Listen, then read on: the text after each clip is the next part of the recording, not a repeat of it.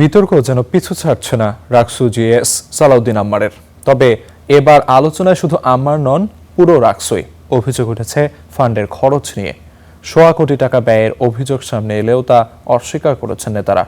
কোষাধ্যক্ষের কার্যালয়ের তথ্য বলছে, এখন পর্যন্ত তহবিল থেকে তোলা হয়েছে ৬৩ লাখ টাকা। দীর্ঘ ৩৫ বছর পর গত অক্টোবরে হয় রাকসু নির্বাচন।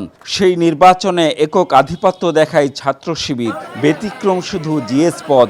জয় পান বৈষম্য বিরোধী ছাত্র আন্দোলনের নেতা সালাউদ্দিন আম্মার।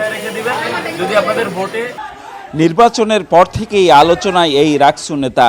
বেলচা কাণ্ডের পর এবার সামনে এসেছে তহবিলের অর্থ খরচের হিসাব। অভিযোগ পাল্টা অভিযোগে নতুন করে উত্তাপ ছড়িয়েছে ক্যাম্পাসে। প্রত্যেকটা ভাউচারে আমি আরও টাকা পাবো। কোনো ৮০,০০০ টাকার ভাউচার জমা দিয়েছি, ৮০,০২৭ টাকা, ওখানে ২৭ টাকা আমি আরও ফেরত পাবো, এমন আছে আর কি। এখানে জিএস ব্যক্তিগত জায়গা থেকে বা কোনো সম্পাদক ১ টাকাও ওঠানোর ইখতিয়ার নাই আসলে। ৬০ থেকে ৭০ লক্ষ টাকা যেটা আজকে হিসাব দেওয়া হইলো, সেই হিসাবটা ৬৩ লক্ষ টাকা হচ্ছে সঠিক হিসাব। আর ১.৫ কোটির ব্যাপারটা এইটা অতিরঞ্জন করা হয়েছে। ছাত্র শিবির বলছে, শিক্ষার্থীদের সঙ্গে প্রতারণার কোনো সুযোগ নেই। ভাউচার সংকট তৈরি হয়েছে প্রক্রিয়াগত জটিলতায়।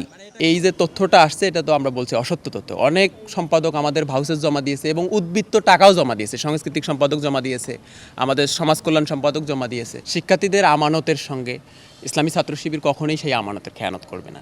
তবে বিতর্কে নতুন মাত্রা যোগ করেছে ছাত্রদলের ভাউচার মেলা। রাকসুর আয় ব্যয়ের স্বচ্ছ হিসাব প্রকাশের দাবি সংগঠনটির।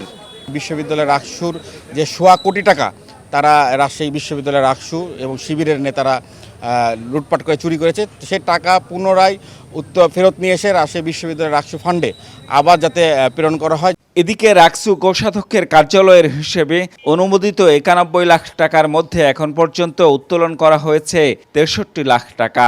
ছোট একটা সাদা কাগজে ভাউচার নিয়ে আসছেন। আমরা বলেছি যে না, এই ধরনের ভাউচার আমাদের কাছে বা বিশ্ববিদ্যালয়ে এটা অ্যাকসেপ্ট হবে না। যে রাকসুর টাকা মানে একটি টাকাও হরিলুট হয়নি। কারণ হরিলুট বলতে যেটা বোঝায় সেটা হচ্ছে আত্মসাৎ করা, কিন্তু সেই ঘটনা এখানে ঘটে নাই। আগামী অক্টোবরে শেষ হবে বর্তমান নেতৃত্বের মেয়াদ। তার আগেই তহবিলের অর্থ খরচ নিয়ে তৈরি হওয়া বিতর্কের স্বচ্ছ সমাধান চান সংশ্লিষ্টরা। Ziaul Gani Selim, Star News, Rajshahi.